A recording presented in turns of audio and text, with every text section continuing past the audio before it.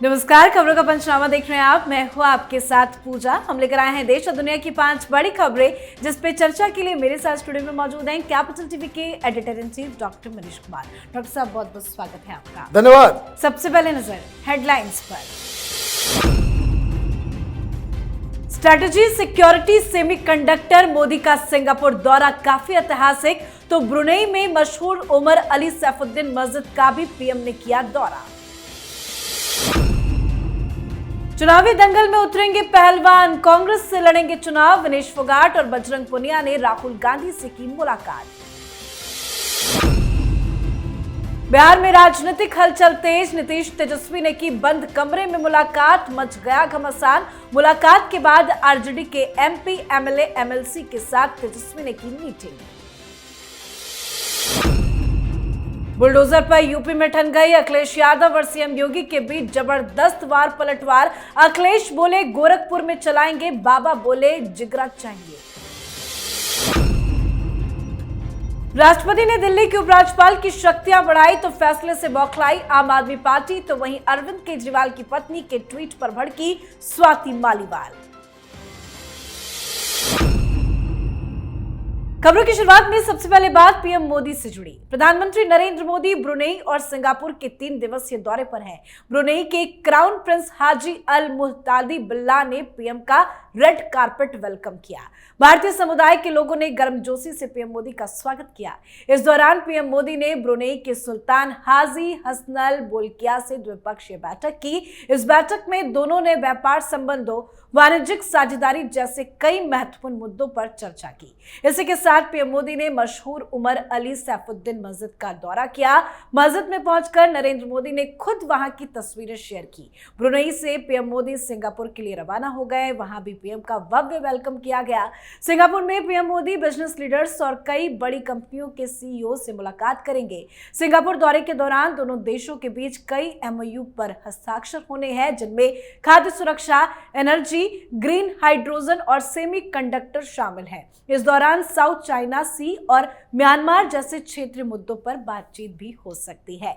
PM Modi Brunei और Singapore से क्या लेकर लौटेंगे? देखिए, सिंगापुर वो पहुंच गए हैं और जिस तरीके से सिंगापुर में उनका स्वागत किया गया इंडियन कम्युनिटी के द्वारा, और बहुत सारे बिजनेस डील्स, सेमीकंडक्टर्स जो आगे चल कर के फ्यूचर की टेक्नोलॉजी के लिए बहुत ज़्यादा महत्वपूर्ण होने जा रहा है, तो तमाम तरह के सिक्योरिटी और वाणिज्य समझौते तो हुए ही हुए, लेकिन एक मैसेज जो पूरी दुनिया में जाता है कि अगर प्रधानमंत्री विदेशी दौरा पे जाते हैं, कहाँ से आपको ये समझ में आएगा कि भाई इसका क्या इम्पैक्ट है। तो इसके लिए अमेरिका में क्या इसके बारे में कोई हलचल है, पाकिस्तान, चीन जो हमारे दुश्मन हैं, वहाँ क्या बातें हो रही है। तो वहाँ तो लोगों को बड़ा अचरज हो रहा है, आश्चर्य हो रहा है कि ब्रुनेई पहुँच गए और वहाँ मस्जिद वो जा रहे हैं, तस्वीरें आ रही हैं। पाकिस्तान के मीडिया में खलबली मची हुई कि ऐसा कैसे हो रहा है कि वो ब्रुनेई पहुंचते हैं तो वहां क्राउन प्रिंस सारे प्रोटोकॉल को छोड़ के क्राउन प्रिंस उनके स्वागत के लिए एयरपोर्ट पे खड़े नजर आते हैं, वो उनको रिसीव करते हैं। तो ये जो प्रधानमंत्री नए ढंग की राजनीति या कूटनीति कर रहे हैं, उसे समझना जरूरी है। 2014 से पहले तक 150 से ज्यादा देश हैं जिनके साथ हमारे ताल्लुकात हैं। क्या आपको मालूम है 50-60 के आसपास ही ऐसे देश थे जहां हमारी एम्बेसी थी।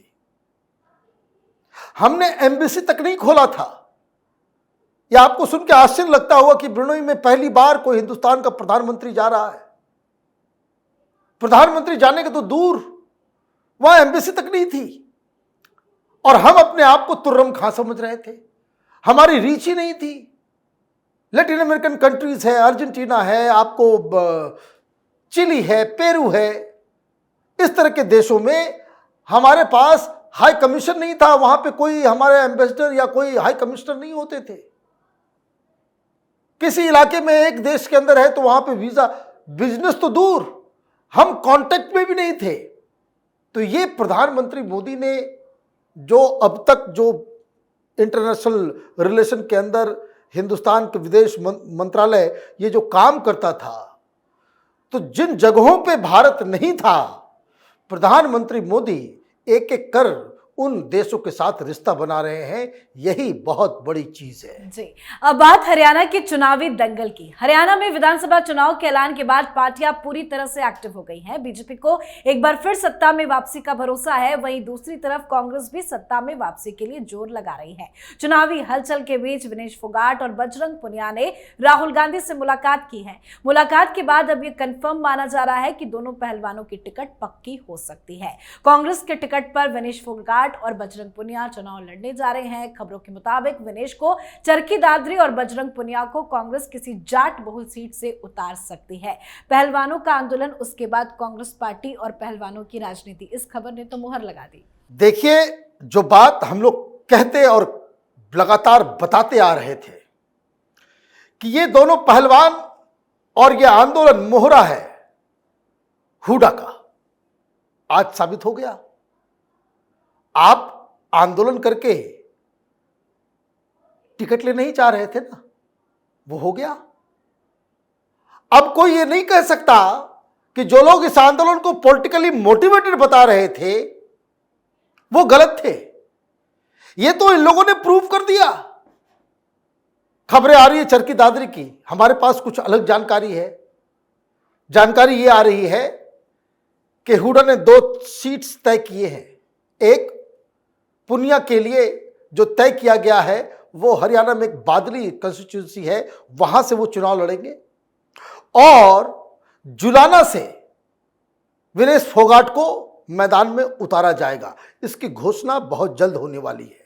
सवाल दूसरा है, वो तमाम पत्रकार, वो तमाम एनालिस्ट, वो तमाम लोग जो छाती पीट रहे थे सोशल मीडिया और मीडिया के ऊपर कि इसे आप लड़कियों के साथ हंगामा हुआ, उनके साथ अभद्रता हुई है, उस एंगल से देखा जाना चाहिए। ये लोग चुनाव लड़के इन्होंने ये साबित कर दिया कि राइट फ्रॉम द बिगिनिंग ये लोग कांग्रेस पार्टी के इशारे पे, उनके टूल के तरह, उनके चमचों की तरह वो सिर्फ आदेश का पालन कर रहे थे। जी। अब बात बिहार की राजनीति से जुड़ी। बिहार में एक अहम मुलाकात ने फिर से राजनीतिक हलचल पैदा कर दी है। ये मुलाकात तेजस्वी यादव और नीतीश कुमार के बीच में हुई है। पटना में मुख्य सचिवालय स्थित चैम्बर में तेजस्वी यादव के पहुंचते ही बिहार की राजनीति में अचानक ही हलचल तेज हो गई और चर्चाओं का बाजार गर्म हो गया कि क्या नीतीश बाबू फिर पलटेंगे। हालांकि मुलाकात थोड़ी ही देर की रही, लेकिन इस मीटिंग ने कयासों का बाजार गर्म कर दिया। बताया तो जा रहा है कि बिहार के मानवाधिकार आयोग में 2 पद खाली है। इन दोनों पदों पर चयन को लेकर बैठक में चर्चा हुई, पर मुलाकात के बाद ही अलग अलग बयानबाजी हो रही है। अब मुलाकात के बाद ही लालू प्रसाद यादव ने आरजेडी के सभी विधायकों, विधान पार्षदों और विधानसभा का चुनाव लड़ चुके पूर्व प्रत्याशियों को बैठक में बुला लिया। अब सवाल यही है कि ये कोई सियासी संयोग है या फिर किसी एक नए प्रयोग के लिए पटकथा लिखी जा रही है। क्या कोई नई खिचड़ी पक रही है? देखिए, नीतीश कुमार का इंप्रेशन इतना खराब है इस मामले में कि लोग उनको पलटू राम ऐसे नहीं कहते हैं।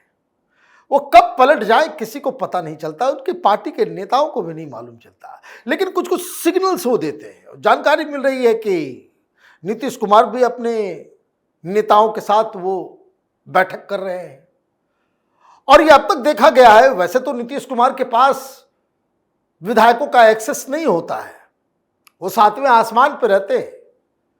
कोई छोटा मोटा विधायक ये चाह ले कि प्रधानमंत्री, मुख्यमंत्री से मुलाकात हो जाए, पॉसिबल नहीं है। तो आपने कयास लगवाया, आप बंद कमरे में जाकर के मीटिंग कर रहे हो, ये बाकी चीजें तो बाद में कर रहे हो, लेकिन वहां साथ में कुछ लोगों को रखते, वहां पर डिप्टी सीएम बीजेपी वालों को किसी को बिठा लिया होता, तो कम से कम ये आपका जो इंप्रेशन है, जिसे आपको फाइट करना चाहिए, ये इमेज जो है कि भाई पलट जाने वाला नेता है, इससे आपको दूरी बनाने की आवश्यकता थी, तो आपको कॉशन होना चाहिए था। लेकिन अचानक से मीटिंग के बाद उधर आरजेडी भी मीटिंग बुला रही है, जेडीयू की भी मीटिंग हो रही है, तो ये तो राजनीति है, कब भी कुछ भी हो सकता है। पता नहीं नीतीश बाबू कब पलटी मार जाए ये तो उनको भी नहीं मालूम है, हम लोग क्या बता सकते हैं। जी, तो बिहार में राजनीति गर्म है तो यूपी में बुलडोजर पर ठन गई है। यूपी में बुलडोजर पर जबरदस्त सियासत गरमाई हुई है। सीएम योगी और अखिलेश के बीच में खूब वार पलटवार हो रहा है। दरअसल मुख्यमंत्री योगी आदित्यनाथ ने बिना नाम लिए ही इशारों में राहुल गांधी और अखिलेश यादव पर करारा प्रहार किया। उन्होंने विपक्षी नेताओं को लताड़ लगाते हुए चुनौती दी कि बुलडोजर पर हर एक का हाथ फिट नहीं हो सकता, इसके लिए दिल और दिमाग दोनों चाहिए। उन्होंने कहा कि जिसमें बुलडोजर जैसी क्षमता और दृढ़ प्रतिज्ञा हो वही बुलडोजर चला सकता है। दंगाइयों के सामने नाक रगड़ने वाले लोग बुलडोजर के सामने वैसे ही पस्त हो जाएंगे। अब सीएम योगी के बयान पर अखिलेश यादव भड़क उठे। अखिलेश यादव ने दावा किया कि यूपी के अगले विधानसभा चुनाव में बीजेपी की हार तय है और सपा की सरकार बनेगी। सपा की सरकार बनते ही बुलडोजर का रुख गोरखपुर की तरफ मोड़ा जाएगा। अखिलेश के बयान पर फौरन योगी आदित्यनाथ ने भी बयान दे दिया। उन्होंने आगे कहा कि वर्ष 2017 से पहले जिन्होंने देश को लूटा, आज जब उनके सपने टूट गए तो टीपू भी सुल्तान बनने चले हैं। वो मुंगेरी लाल के हसीन सपने देख रहे हैं। तो इस तरह से बयानबाजी की शुरुआत हुई और फिर एक के बाद एक बयानबाजी लगातार हो रही है। तमाम नेता भी बुलडोजर पर बयान दे रहे हैं। ये तो जबरदस्त लड़ाई छिड़ गई है। ये लड़ाई नहीं, अखिलेश यादव ने एक बहुत ही गलत बात कह दिया है और इसका क्लैरिफिकेशन समाजवादी पार्टी की तरफ से आनी चाहिए। क्या मतलब है इसका कि बुलडोजर का रुख जो है, हर बुलडोजर का रुख जो है वो गोरखपुर कर देंगे? मतलब योगी आदित्यनाथ के मटके ऊपर बुलडोजर चलाओगे? ये हिम्मत हो गई है? आप क्या बयान दे रहे हो भाई? आप आम जनता के ऊपर तो नहीं आप बात कर रहे हो। अगर आप गोरखपुर कह रहे हो कि अभी जितना चलाना है बुलडोजर चला लो, मेरी सरकार आएगी तो हम गोरखपुर में क्या कर लोगे? ये गोरखधाम के ऊपर बुलडोजर चलाओगे? ये बताना चाह रहे हो मुस्लिम वोटर्स को? इसके लिए माफी मांगनी चाहिए अखिलेश यादव को। लोगों ने हंसी मजाक में उड़ा दिया, बयानों का द्वंद्व दिखा दिया। यह इतनी छोटी सी बात नहीं है। कल यह बयान कोई दे दे राहुल गांधी कि हमारी सरकार आएगी तो हम अयोध्या पे बुलडोजर चलाएंगे, तो अयोध्या का मतलब क्या हुआ? राम मंदिर पे ही चलेगा ना। तो इस तरह की हिमाकत वोट बैंक पॉलिटिक्स के लिए कि मुसलमान खुश हो जाएंगे। आपने कह दिया और ये मुल्ला मौलाना शुक्रवार के जो जुमे की नमाज के बाद जो भाषण देते हैं कि अखिलेश बाबू ने कहा है कि जब इनकी सरकार आएगी तो गोरखपुर में गोरखधाम के ऊपर जो है बुलडोजर चलेगा। आप रोक लेंगे क्या? ये मिसकम्युनिकेशन नहीं, ये गलती नहीं, एक प्योर पॉलिटिकल बयान दिया गया है और जिसकी निंदा होनी चाहिए। जी, आज की आखिरी खबर में बात दिल्ली की राजनीति से जुड़ी। दिल्ली में केजरीवाल को लेकर सुप्रीम कोर्ट कल बड़ा फैसला सुनाने वाला है। उससे पहले आम आदमी पार्टी को बड़ा झटका लग गया है। राष्ट्रपति द्रौपदी मुर्मू ने दिल्ली के उपराज्यपाल की शक्तियां बढ़ा दी है। अब एलजी अथॉरिटी बोर्ड कमीशन या वैधानिक निकाय का गठन कर सकेंगे। इसके अलावा वो इन सभी बॉडीज में मेंबर्स की नियुक्ति भी कर सकेंगे। तो ये बड़ा झटका केजरीवाल के लिए है। तो वहीं दूसरी तरफ स्वाति मालीवाल सुनीता केजरीवाल पर बुरी तरह से भड़क उठी है। दरअसल विभा कुमार की एक तस्वीर शेयर कर सुनीता केजरीवाल ने ट्वीट कर लिखा कि सुकून भरा दिन, जिस पर स्वाति मालीवाल ने भड़कते हुए रिट्वीट किया और लिखा कि मुख्यमंत्री जी की पत्नी जो मेरी पिटाई के दौरान घर पे रही थी उनको बड़ा सुकून महसूस हो रहा है। सुकून इसलिए कि वो आदमी जिसने मुझे उनके घर में पीटा और अभद्रता की वो शर्तिया बेल पर बाहर आया हुआ है। कल क्या अरविंद केजरीवाल को जमानत मिलेगी? देखिए, बिल्कुल जो सिग्नल मिल रहे हैं आम आदमी पार्टी की तरफ से उससे तो लग रहा है कि नहीं, क्योंकि संजय सिंह जो है वो हाईकोर्ट गए हुए हैं कि हमें मिलने का मौका दिया जाए। 9 तारीख को उसके ऊपर डिसीजन होगा, तो अभी तो 5 तारीख को कल वहाँ पे सुनवाई होनी है। अगर ये कॉन्फिडेंट होते कि भाई यहाँ बेल मिल ही जाएगा तो फिर इतनी जिद नहीं करते कि भाई तिहाड़ के अंदर जाकर के मिलना है। लेकिन बड़ी बात, सरकार ने बड़ा सही फैसला लिया कि जितने भी बोर्ड्स हैं, कमीशंस हैं, जितने भी अपॉइंटमेंट्स हैं, ये राष्ट्रपति ने बाकायदा होम मिनिस्ट्री के जरिए एक नोटिफिकेशन जारी किया है कि ये सारे अपॉइंटमेंट्स एलजी करेंगे, सारे अधिकार। और हवाला क्या है? तो आर्टिकल 239 के सेक्शन 45D के तहत ये सारे अधिकार 2023 में जो अमेंडमेंट हुआ इस कानून में, वो राष्ट्रपति के पास है और राष्ट्रपति ने ये पावर लेफ्टिनेंट गवर्नर को डेलीगेट कर दिया गया। तो फैसला बड़ा कानूनी है और जरूरी क्यों है? कोई और मुख्यमंत्री होता तो ये कहा जा सकता था कि नहीं भाई, ये भी मिलजुल करके इस तरह का अपॉइंटमेंट होना चाहिए, चुनी हुई सरकार है, ये है वो है, कोई बात नहीं। लेकिन Arvind Kejriwal is a special case. इसको जब मौका मिलता है तो अपने दोस्त यार को, पार्टी के किसी नेता के भाभी, तो फूफी, तो मौसी, तो देवर, इस तरह के लोगों को आप अपॉइंट करते हो। मतलब आपने सरकार में आने के बाद तमाम अपॉइंटमेंट्स में जिस तरह का नेपोटिज्म, जिस तरह का भाई भतीजावाद का एक उदाहरण पेश किया है, तो ये अधिकार तो वैसे भी छीन लेना चाहिए। भाई डेमोक्रेसी का मतलब नहीं हो तो धर्मशाला है। रूल ऑफ लॉ का मतलब यह होता है कि आप ऐसा काम करें जिसमें लोक लज्जा भी थोड़ा कायम करके रखे। तो आपने बेशर्मी के हिसाब से अपॉइंटमेंट्स किए तो ऊपर वाले का डंडा चलता ही है, वो चल गया है। तो इसी में सारे लोग परेशान घूम रहे हैं। रही बात सुनीता केजरीवाल की, तो सुनीता केजरीवाल को ये उद्दंड लोग, जिसको जजेस जो है गुंडा बता रहे हैं, जिसको बदमाश बता रहे हैं, जिसको भ्रष्टाचारी बता रहे हैं, उसके बाहर आने पे इतना सुकून मिल रहा है उनको।